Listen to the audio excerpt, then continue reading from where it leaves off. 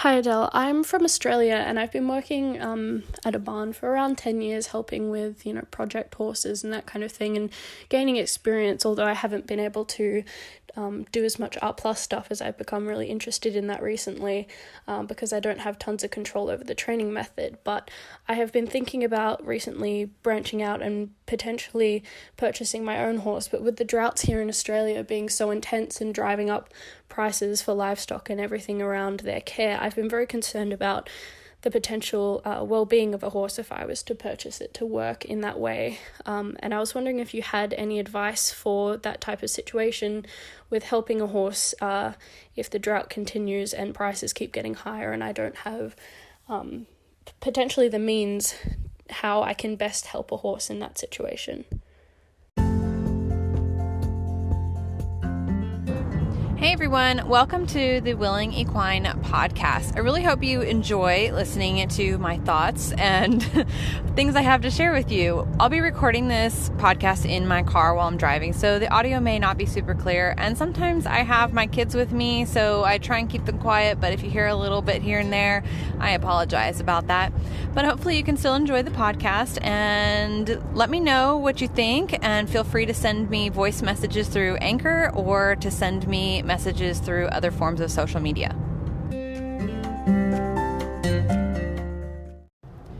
This is a tough question because on one hand, I'm a passionate believer that there are a lot of people who probably shouldn't own horses. And before you get in defense about that or anybody else gets upset about that, what I mean is that they are not either financially or maybe even like from an education basis. A lot of people, I actually know this, from an education basis, they like the idea of owning a horse. They say they love horses, but I think they like the idea of horses and not the actual, the walking it out, the taking care of the horse. I all the time will have or not even all the time. I've had quite a few situations where, clients will come to me, they've gotten this horse and it ends up being, there's training stuff or there's physical stuff or it's just getting expensive. The horse is having physical struggles,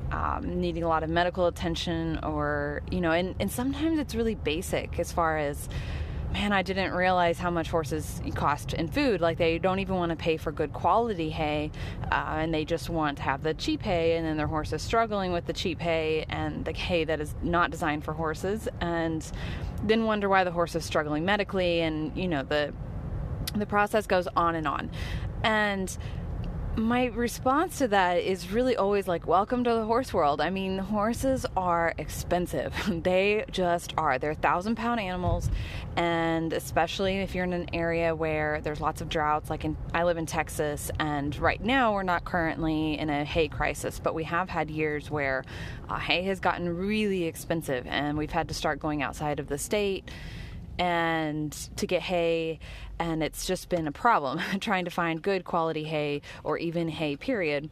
So I sympathize, and I completely understand how this would be a basis for concern, and I think that this is an excellent question to be asking yourself. Every horse owner should be asking themselves this, or potential horse owner, I should say.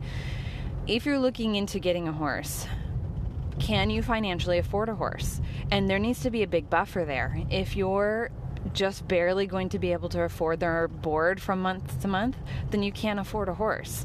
If you're just barely going to be able to afford some basic medical care as far as like vaccines and getting their dental floats and all that, but you know that above that it's going to be a stretch, you probably can't afford a horse, because the reality is that horses get hurt. They need medical attention. A lot of horses, especially, even I'd say I've had young horses too, almost every horse goes through a point in their life where there are extenuating circumstances or a medical condition that arises that it's more than normal. Most horses don't live their entire life without a severe medical bill. They'll colic, they'll injure a foot, they'll start abscessing like crazy, they will break something, twist a hock, I don't know. just name it. I mean, get caught up in barbed wire. I mean, there's so many possibilities, and those are just like the basics. I've seen some really crazy stuff. I've had horses.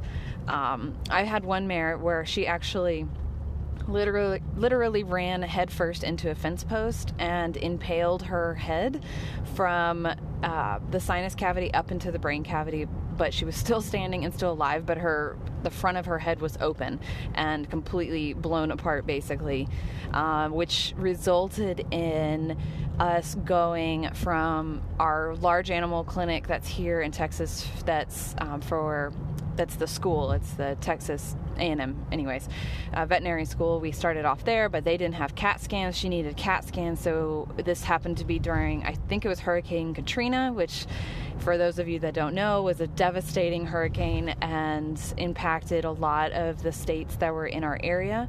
So we were supposed to go to a local state where they had there was the nearest CAT scan, but they were just absolutely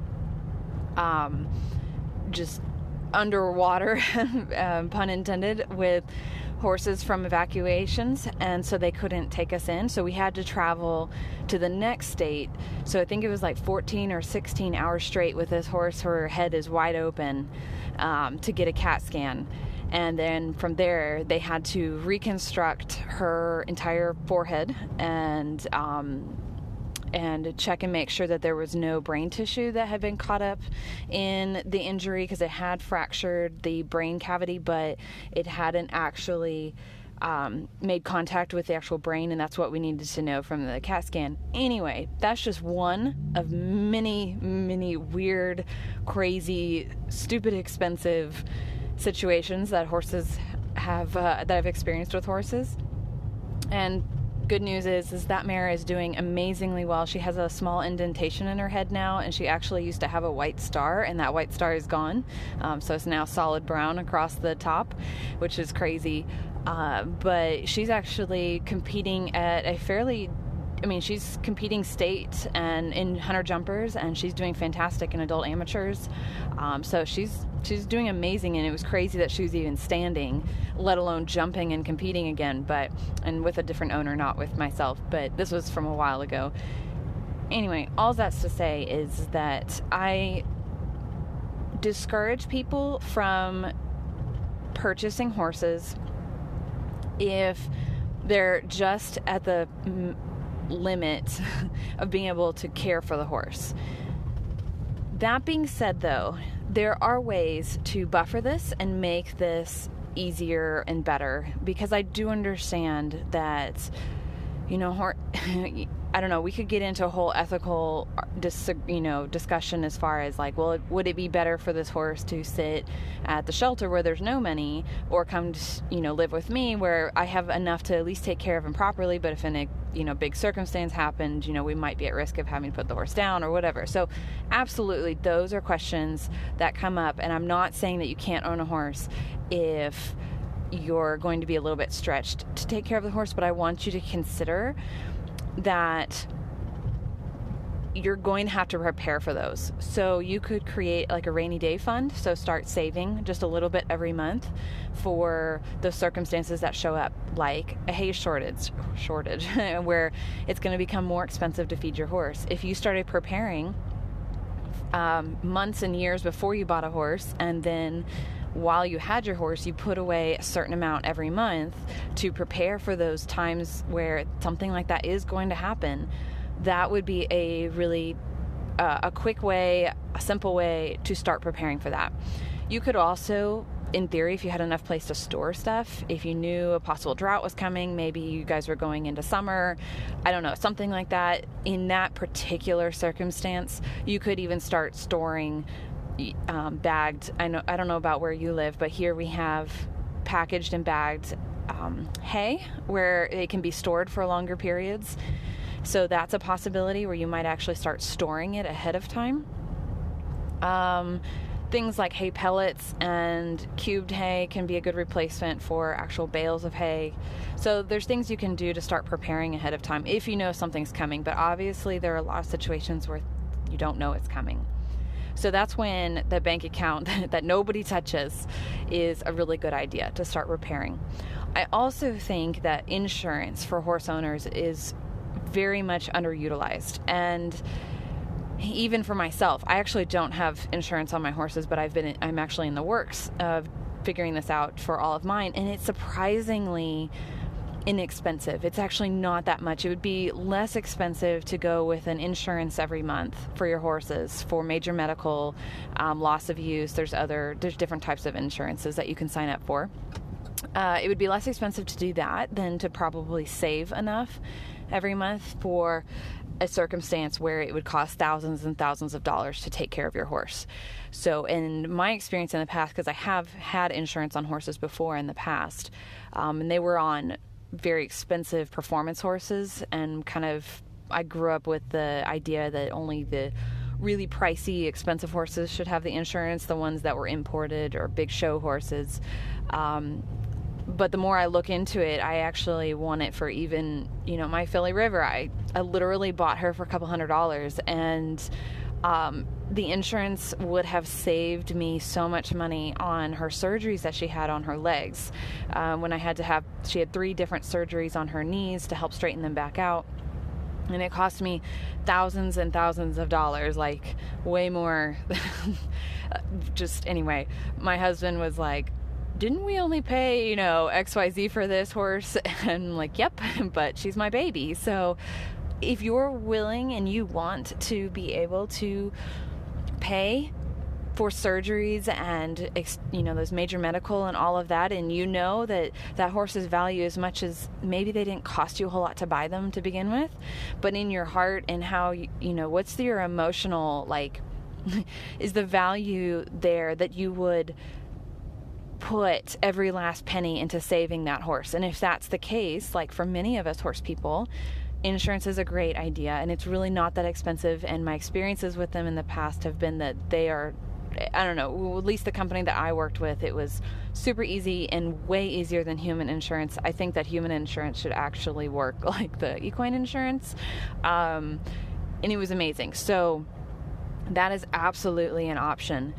But, again, wrapping back around to preparing for that and knowing that you barely can afford a horse, there are other options available, as far as you could foster a horse for a rescue, where some rescues will give you a small stipend every month to help care for the horse. It's usually not much, but it's enough to kind of buffer it a little bit, and you can take care of this horse and get that experience and invest time and effort and energy into rehabbing a horse that may eventually go off to be adopted, but then you start with another one, and you can really use your passion and how invested you are into this horse's well-being to help a horse, while also not being alone in the care of the horse. And then the other option you could consider is free leasing or partial leasing. So I've seen this happen quite a few times, where I've actually seen with friends of mine where they had, quite a few horses, maybe like 4 or 5 or 6 horses, and they're struggling financially. So they will, instead of selling one of the horses, they will see if they can find a home, a free lease home, where somebody will assume basically quote unquote ownership of the horse, as far as they will be the primary caregiver. They'll train the horse, work with the horse, provide any current medical needs. They'll just basically overall take care of the horse. But if something were to happen, that original owner still technically has the papers on the horse, still technically owns the horse, and can take back the horse at any time if something were to happen. Maybe the horse wasn't being cared for properly and so on. Or maybe for the leaser, they hit hard times and they can't afford the horse anymore. So then they can be like, hey, I love having your horse and all of this, but I really can't take care of her like I wanted to, so I need to terminate my lease. So it's kind of like this fallback, as far as there's a safety net that if something goes wrong, something goes sideways, you can give the horse back to the owner. Now, also there's partial leases where you can lease with another owner, and sometimes these work out where the original owner really isn't that involved.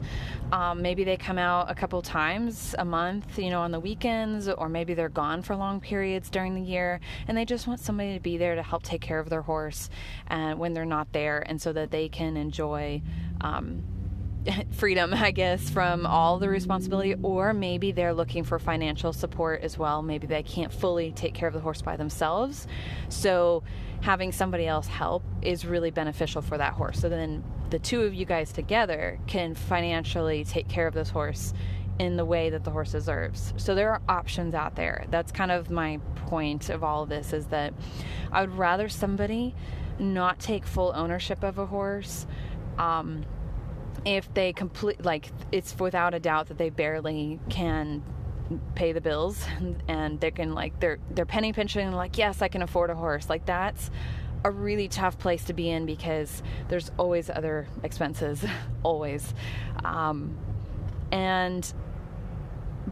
again, I recognize that if I were to say that any person that owned horses needed to have be rolling in dough, basically, that nobody could ever own a horse, and then that would mean a bunch of horse lovers couldn't enjoy their passion, and then also a lot of horses that needed at least halfway decent homes, or homes that could provide basic needs, would go uncared for. So I'm not saying that. I'm just encouraging people to really consider their ability to care for the animal. And again, it's much as I was putting this on that circumstances might happen to the horse, or there might be a hay shortage or something, things happen to us as well. Maybe we're working 2 jobs to be able to afford this horse, and we get injured and we can't work. What then? So this is when, again, having those fallback, having a savings account where, a rainy day account where something happens and you have 3 months of board built up, that would be an excellent place to start. Actually, I'm taking that from a financial advisor that I listen to, where he talks about that you should have, in the beginning, your first goal should be to have 3 months of expenses stored away in a rainy day account. So that means your mortgage, your electric bills, your basic eating needs, so from the grocery store, just basic needs. You should have 3 months of that stored away in case something were to happen. And then you go to 6 months, and then you go to 9 months, and those are these goals that you have. And so for horses, I think we could do this exact same thing with our horses, where we start off with, I need to have 3 months of expenses stored up, and that could be a goal. And maybe we have that goal prior to before we own the horse, before we take on the ownership of the horse, is that we can have that rainy day account, the 3 months of expenses built up, so that when we do take on the responsibility of the horse, we continue forward with taking care of that horse every month, but we already have that 3 months set up. And then we continue to add to it, but maybe it'll be a little bit less at this point. Maybe it'll be, let's say that you stored away, I don't know, it depends on where you live and what type of circumstances you're living in, and your horse will be living in, that will dictate what 3 months of expenses would look like. You really need to do your research. So if it was, if you're living in a really expensive, like in my city, if you were in a full boarding, you might be looking at, with other care provided, you might be looking at a basic needs being met, might be $800 to $1,000 a month. So 3 months, for easy math, that's $3,000 that need to be stored up. So before you buy a horse, you have $3,000 stored up for rainy day, but you can make that $1,000 each month going forward, maybe $1,000 plus a little extra. So going forward, you have the horse, and you have your $1,000 that you pay every month to take care of this horse. And then you have that little bit extra. Let's say it's $200 extra or $300 extra, or maybe you had a month where there wasn't a vet bill this month or whatever, and there's that extra. Put that into the rainy day, and before you know it, you'll have 6 months built up, but it may take a little bit longer just because you're now paying for the horse. Anyway, you get the point, hopefully. So yeah, I think that there's a fine line as far as things are going to happen. And you can't necessarily prepare for everything. A $10,000 vet bill is going to be hard to prepare for. That's when the insurance really comes in. But you could theoretically have enough saved up for that. But before going into ownership of the horse, just make sure that you have a small buffer, that you're not penny pinching every little bit, and that any of that buffer goes into a rainy days account. Or if that's not a possibility, look into leasing or fostering or I don't know, something. You could work out something with another owner. A lot of owners would love some help taking care of their horses. I think you just have to start looking and start asking people, and I think you'll be surprised at how many options are available. And then again, kind of like I mentioned, you could start storing feed. So you could actually, instead of storing the actual money, you could store the feed if you have a place to store it. Let's say you have a big garage and you feel like the feed expenses are going to go up. You could use part of your garage to store feed. That, you have to be careful because mice might get into it, might be flooding. I don't know. Something might happen to it and then all your savings are gone. So I'm much more likely to put it into a bank account and then pay for it. But if I'm preparing for like the hay pricing to go up double or triple and I have a hay storage barn, I'm going to fill that barn to its maximum and more, probably. I'll probably get I might even do get a container, I don't know, something, or put tarps over it and get extra hay. So if you have that awareness or a time to prepare for it, then go ahead. Then absolutely go ahead and prepare ahead of time and save yourself some money. But, there's only so much you can do. I definitely just recommend thinking about it, doing your research on how much it's actually going to cost in your area to take care of your horse, because every area is different. I can't tell you how much that's going to cost. I can't tell you that it costs this much per month to take care of a horse, because I've seen, out in the very country areas where it's just a small town and everybody keeps their horses out in the pasture and there's not really any boarding, and most all the horses just eat hay. Besides the hay and some hoof trims and periodic vet visits, keeping horses is pretty inexpensive there versus closer to the city or in cities or in states that have low amounts of land. So there's not just like roaming hills of land available, and the taxes on the property really expensive and all that.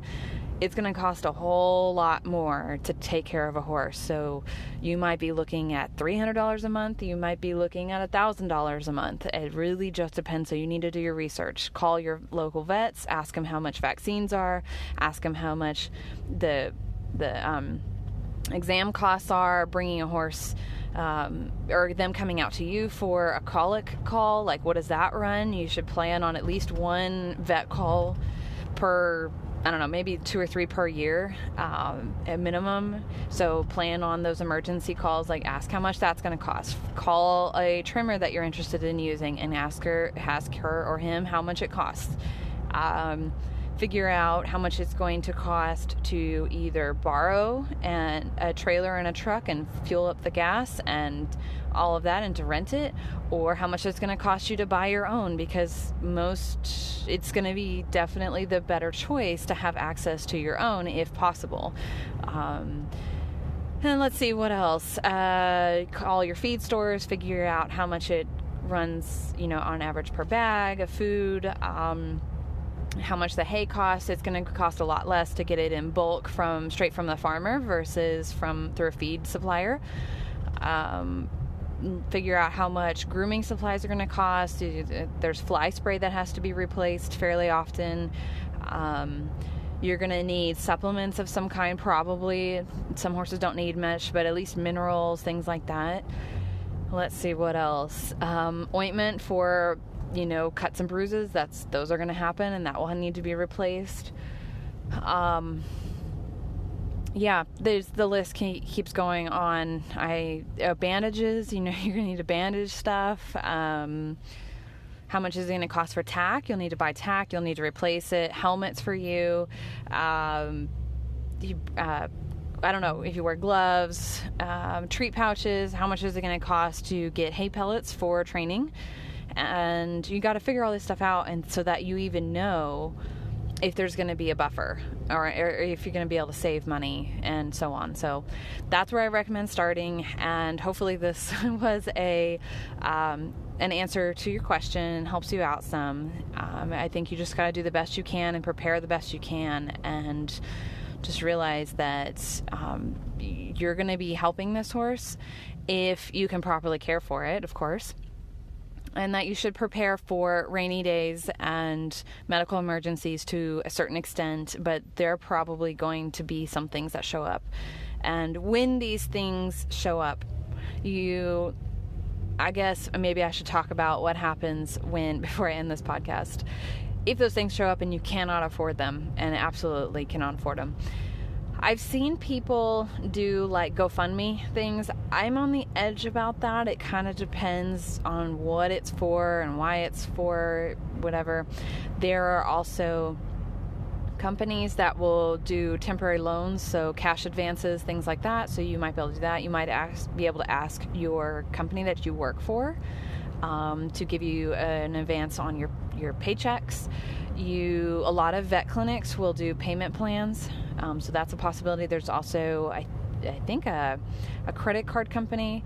It's like a, man, I can't remember the name of it, but some vet companies use this where it's basically like you put the vet charges, it's specifically for medical needs, I think for animals specifically, but it might be for people too, on this credit card, and then you pay it off, and it has anyway, so that's a possibility.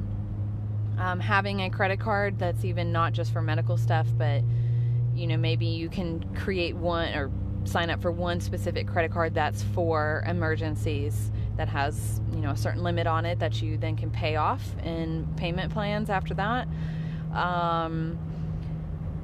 You can try borrowing from friends and family. I just caution against that, because if you don't know how long it'll take you to pay back, it could create some tension between friends and family. So do the best you can to avoid that when possible. And you could possibly, I don't know, take up a weekend job for a little while.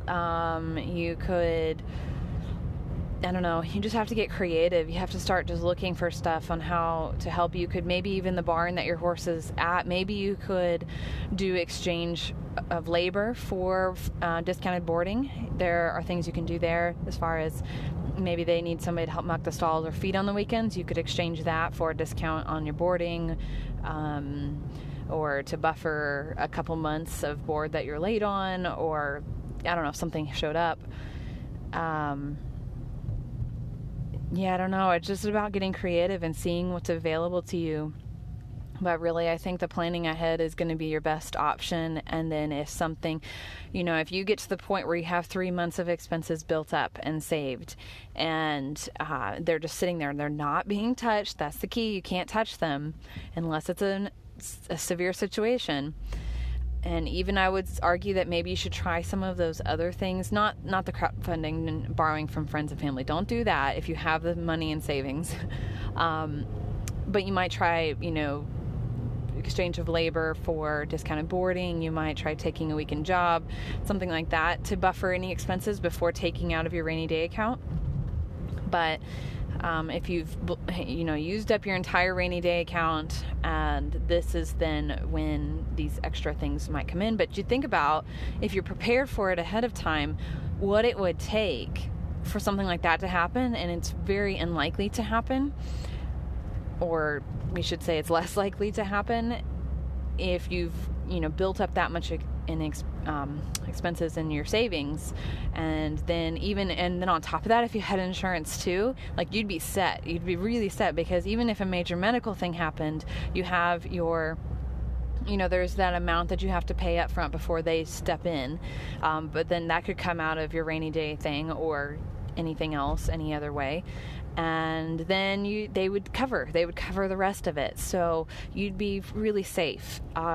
So I think that if you can prepare ahead of time, you can really avoid a lot of possible terrible situations where you might be at risk of having to rehome the horse, or all of that. But just like I mentioned with other people that hit hard times with their horses, or maybe just need help, you will have that option as well. You could consider free leasing your horse out, or partial leasing. That's probably where I would go to first to get some help with those expenses. So there are options. There are absolutely options out there. You just have to be proactive and plan and prepare for them.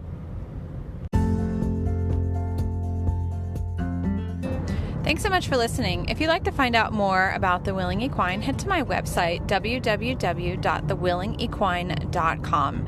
On there I have blogs and a very extensive FAQ. I also have other social media through there. So I've got YouTube and Instagram and everything else you could possibly think of. Also, I'd love to hear from you, so feel free to send me a message or an email, and I hope to hear from you soon.